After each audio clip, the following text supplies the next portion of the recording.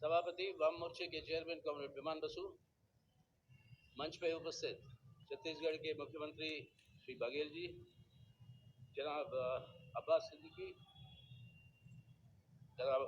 सिद्दीकी और यहाँ पे बैठे हुए कॉमरेड राजा, कॉमरेड सूर्यकांत मिश्रा, कॉमरेड मनोज भट्टाचार्य, हमारे वाम मोर्चे के कई सारे नेतागण और मेरे भाइयों बहनों और बंधुगण, ব্রিগেডের অনেক র্যালিতে আমি এসলাম আগে, কিন্তু এইরকম জনপ্রবাহতা আজ থেকে কখনো দেখলাম না।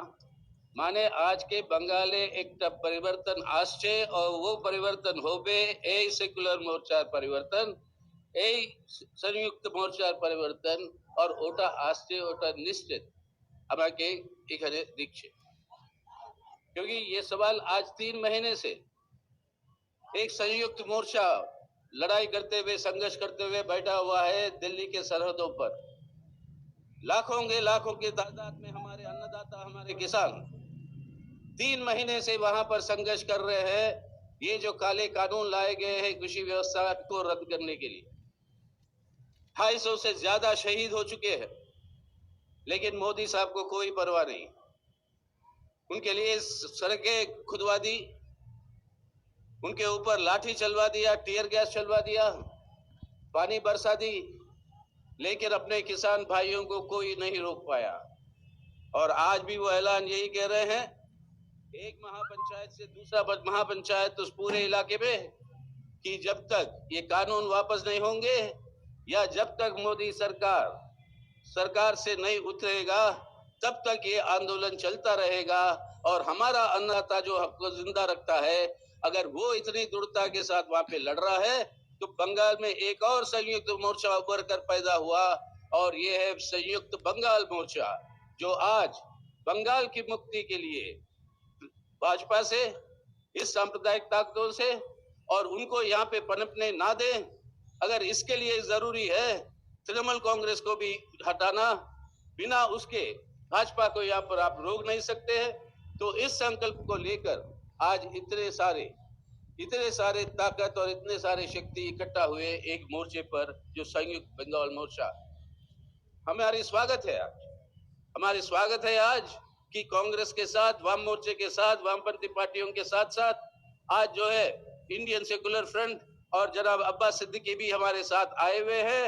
और हम सब मिलकर आज जो है बंगाल के अंदर, जैसे उन्होंने बड़ी जज्बाती भाषण में उन्होंने जो कहा बातें, जिसके बाद कुछ कहना बहुत ही कम बच जाता है, लेकिन उसके चलते हुए एक जरूर परिवर्तन आज बंगाल के अंदर आ रहा है। और आज ही घोषणा देखा हमने अखबारों में कि 2,60,00,000 रुपए का कोई ग्रांट दिया है राज्य सरकार ने, आपके माइनॉरिटीज के हक। अच्छी बात है, ग्रांट माइनॉरिटीज को नहीं, पूरे पिछड़े हुए तबकों को मिलना चाहिए, दलितों को, आदिवासियों को। लेकिन क्यों भाई इस समय दे रहे हो? चुनाव जब आ चुके हैं और कोड ऑफ कॉन्डक्ट लागू होने वाला है 24 घंटों में, उस समय ये अनाउंसमेंट करने का मतलब क्या है? रिश्वत दे रहे हो? अरे भाई, हम लोग ऐसे लोग हैं इस संयुक्त मोर्चा के, जिनके पास ईमान है, जिनके पास इंसानियत है, और इंसानियत और ईमान कभी नहीं बिक सकती, हम बिकने नहीं देंगे। हम जो है हमारे बंगाल की इज्जत के लिए, ईमान के लिए और इंसानियत के लिए हम खड़े रहेंगे। लेकिन आज ये अगर सोचते हैं कि पॉलिटिक्स ही एक सौदागिरी है, एक सौदेबाजी है, और उस तरीके से ये लूटपाट की सरकारें जो चल रही है, अब भाजपा को ही देख लीजिए, मोदी साहब को कैसे कानून ले आए, कहीं पर इलेक्टोरल बॉन्ड के नाम पर लाखों करोड़ों रुपए वो इकट्ठा कर रहे हैं, और भाजपा को कौन दे रहा है ये पैसा, इसका कोई हिसाब नहीं, कोई पूछ नहीं सकता सवाल, ये पैसा आ कहां से रहा। और दूसरी ओर से वो जो है अपने निजी फंड में, प्राइवेट फंड में, कोरोना के नाम पर कि कोरोना से लड़ेंगे, उसके नाम पर एक निजी फंड खोल रखा है प्रधानमंत्री महोदय। वहां भी लाखों करोड़ों रुपए इकट्ठा हो रहे हैं, और लाखों करोड़ों रुपए इकट्ठा करने के लिए, किसके लिए? जब चुनाव का समय आता है, राजनीति को एक बिकाऊ माल, एक सौदागिरी के रूप में, सौदेबाजी के लिए वो उतारने की कोशिश। और यहाँ पर बंगाल में शारदा नारदा वो लूटपाट हमने देख चुकी है। ये दोनों लूटपाट के सवाल पर एक ही सिक्के के दो पहलू है, भाजपा और तृणमूल। आज ये लूटपाल के सवाल को लेकर पेट्रोल के दाम बढ़ा दिए, अभी अधीर बाबू से सुना आपने, और ये पेट्रोल के दाम बढ़ा दिए। आज हमारे किसान ने तय किया कि दूध के दाम बढ़ा देंगे, और दूध के दाम बढ़ा देंगे तो आम मेहनतकश लोगों के ऊपर, हम सब के ऊपर कितना आर्थिक बोझ बढ़ेगा। और इस सब के लिए जिम्मेदार कौन? केंद्र सरकार और उसकी नीतियां। तो आज हमें राहत चाहिए, और ये भ्रष्टाचार के खिलाफ बात उठाते हैं। अब अपने नाम से एक क्रिकेट स्टेडियम बना लिया मोदी साहब ने गुजरात में, और वो क्रिकेट स्टेडियम के दोनों किनारे किसके किसके है?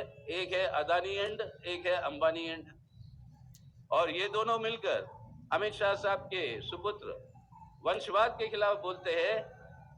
अमित शाह साहब के सुपुत्र जी जय शाह, वो जो है वहां के क्रिकेट एसोसिएशन के अध्यक्ष है, और ये भ्रष्टाचार में डूबे हुए ये है ये लोग। तो आज के दिन आप 8 लाख करोड़ रुपए से ज्यादा कर्जा जो दिया अपने दोस्तों को, अमीर दोस्तों को, कॉर्पोरेटों को, उसको आपने माफ कर दी। एक गरीब किसान 2000-3000 जब वो कर्जा लेता है बैंक से, वो नहीं लौटाता है तो उसका जमीन, उसका पशु, उन सबको जो है आप कब्जे में ले लेते हो। ये उसूल है गरीब के लिए, और अमीर के लिए है खुला छूट है लूटने के लिए देश की व्यवस्था में। पूरे हमारे पब्लिक सेक्टर की निजीकरण हो रही है, उसको बेचा जा रहा है, पूरी व्यवस्था को बेचा जा रहा है। और कितने वादे किए हैं, बुलेट ट्रेन देंगे, 15 लाख रुपए देंगे आप सबको, इतने करोड़ों रुपए जो है बैंक अकाउंट में जमा होंगे, हर साल 2 करोड़ नए नौकरियों की सृष्टि होगी, यानी अब तक 12 करोड़ नए नौकरियों की सृष्टि होनी चाहिए। हालत क्या है? हालत क्या है हमारे नौजवानों का? वो भटक रहे हैं इधर से उधर नौकरी की तलाश में। बेरोजगारी बहुत बड़ी पैमाने पर गिर चुकी है देश में। जिंदा रहने के लिए कोई राहत नहीं हमारे नौजवानों को, और वो नौजवानों की ऊर्जा जो है हमारे देश को एक बेहतर भारत बनाने की जगह, वो सब जो है आज वेस्ट किया जा रहा है मोदी सरकार की नीतियों के चलते। तो आज सवाल है बेरोजगार का, आज सवाल है ये महंगाई का, आज सवाल है हमारे रोजमर्रा जिंदगी का, आज सवाल है ये कोरोना से पीड़ित जनता के लिए जो राहत के नाम पर करोड़ों लाखों करोड़ों रुपए आप इकट्ठा किए हो, उस सब का हिसाब दिखाओ, और क्या कितना आपने किस पर खर्च किया। इस सब का नहीं, भड़के मारते हैं, नारे देते हैं, और सब खोखला नारे, एक भी जो है नारा वहां पे लागू आज तक नहीं हुआ। तो इसलिए आज ये लूटपाट की जो सरकारें हैं भाजपा और तृणमूल का, और दूसरी ओर से ये जात पात के नाम, अबे हिंदू मुसलमान के बीच में दरार पैदा करके अपनी राजनीति करते करते, और ये भी कहते हो हमारे देश के लिए, ये कहते हो हम के लिए। ये हम का मतलब क्या होता है? कई बार बोल चुका हूं मैं, लेकिन मेरे नसों में जब तक खून बहता रहेगा ये हर बार दोहराऊंगा इस बात को। हम माने अपने हिंदुस्तान में, हम का मतलब है हिंदू का ह और मुसलमान का म, ये दोनों जब जुड़ता है तभी हम बनता है, तभी भारत बनता है, तभी हिंदुस्तान बनता है। और उसको तोड़ने की जो कोशिश की जा रही है उसको हम नाकाम करेंगे, ना होने देंगे, वो देशद्रोही। तो उससे जो है हमें उसको बंद करना होगा। तो हमें आज चाहिए ना लूटपाट की सरकार, ना जात पात की सरकार, ना लूटपाट की सरकार, ना जात पात की सरकार।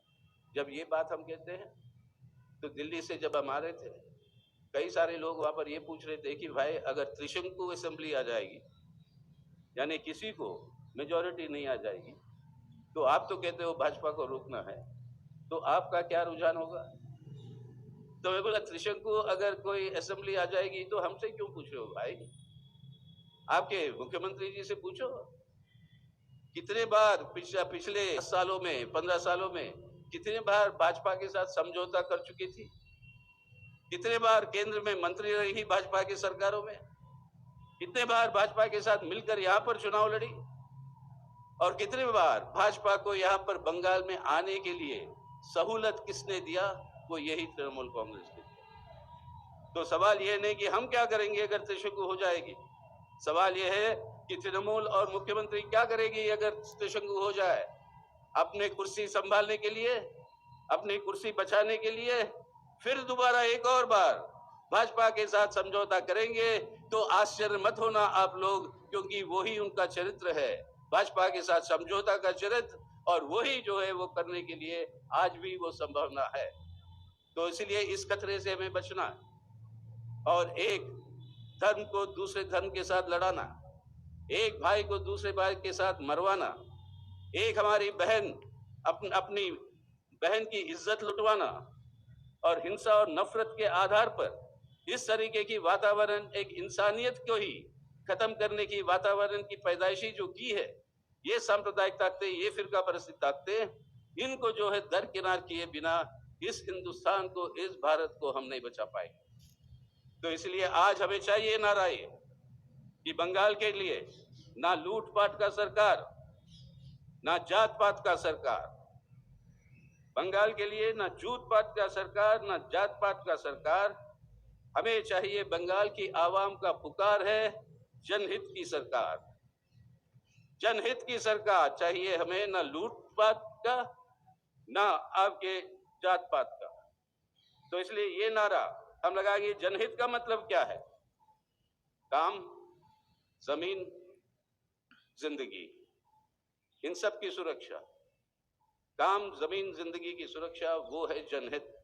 तो इसलिए ये नारा हमें रखना चाहिए, ना लूटपाट की सरकार, ना जात पात की सरकार, बंगाल आवाम की पुकार, जनहित की सरकार। तो मैं पहले ये 3 लाइन मैं पढ़ूंगा, जनहित की सरकार की आवाज आप लगाओगे मेरे बोलने के बाद।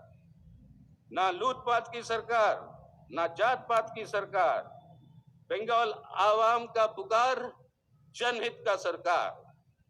ये जनहित की सरकार आप और हम मिलकर लगाएंगे इसको। ना लूटपाट की सरकार, ना जात पात की सरकार, बंगाल आवाम का पुकार, जनहित का सरकार। और ये जनहित का सरकार के लिए आज जो है हम तैयार रहे। ये है हमारे सामने चुनौती, ये है हमारे सामने आज के दिन एक राजनीतिक लड़ाई।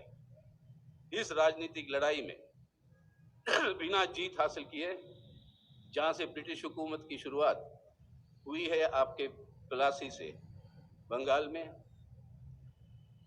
वो उस तरीके से फिर दोबारा एक किस्म की एक गुलामी की हुकूमत इस सांप्रदायिक फिरका परस्ती ताकतों का यहाँ से शुरू ना हो, ये नहीं होने देंगे। इसलिए बहुत कुछ धर्म का नाम, भगवान का नाम ले लेते हैं। आखिर में एक ही बात कहूँ मैं, ये कलयुग का जमाना है। कलयुग में कहा जाता है सब कुछ उल्टा होता है। पहले युग में आते थे, सुनते हैं, वो कहानियों में है, पौराणिक कहानियों में, कि भगवान आते थे कि असत्य को खत्म करना और सत्य को बरकरार रखना। इसलिए प्रहलाद को बचाना और उनके राक्षस बाप को मारने के लिए आपके लक्ष्मी नरसिम्हा अवतार में आते हैं, आधा जानवर आधा इंसान, और आधा जानवर आधा इंसान के रूप में आकर वो जो है हिरण्यकश्यप को मारते। लेकिन कलयुग में सब उल्टा होता है। आज के अवतार जो आ रहे हैं वो असत्य को बचाने के लिए और सत्य को और इंसानियत को और ईमान को, उसको जो है खत्म करने के लिए आज के ये अवतार आए हैं। सो कलयुग के अवतार से हमें बचना है, कलयुग के अवतारों को हमें हराना है, और तभी जो है ये जनहित की सरकार बंगाल में आ सकती है। तो उसके लिए आप सब लोग साथ तैयार रहिए, क्योंकि इतना वक्त ये संयुक्त मोर्चा शायद बंगाल में आज तक इस तरीके से कभी नहीं बनी। हम स्वागत करते हैं हमारे सभी साथियों को, इंडियन सेकुलर फ्रंट को, कांग्रेस के साथ तो पहले भी चलते रहे, वाम मोर्चे के सभी पार्टियों को, और बाकी जितने भी पार्टियां भी आए हैं, वाम मोर्चे की तरफ से, सीपीआईएम की तरफ से, मार्क्सवादी कम्युनिस्ट पार्टी की तरफ से, आप सबको हमारा स्वागत। और सब मिलकर आज बंगाल को बचाएं, ताकि कल को भारत को बचाएं और आने वाले कल को एक बेहतर भारत और बेहतर बंगाल का निर्माण करें। तो इसलिए आइए हम सब लोग मिलकर ये आवाज लगाइए आज कि हमें चाहिए इंकलाब जिंदाबाद, बंगाल में परिवर्तन, जनहित का सरकार। और इस सरकार के लिए हम लोग सब एक वादा करेंगे इस बार, यहाँ पे दसों लाखों से ज्यादा लोग जो है ये सब वोट पड़ेगा। कोई भी इसको अटकाने की कोशिश करेगा, उनको अभी से चेतावनी देनी है हम सबको, हमारा वोट कोई नहीं रोक सकता। इस बार हमारा वोट पड़ेगा, भाजपा और तृणमूल हारेगा। क्या बोलिए जोर से, वोट पड़ेगा कि नहीं? अरे हमें ही नहीं सुनाई दे रहा, जो जोर से बोलिए, वोट पड़ेगा कि नहीं? चलिए हम इस बार एक जनहित की सरकार बनाए बंगाल में। आप सबको शुक्रिया, मेरी आदाब और इंकलाब जिंदाबाद।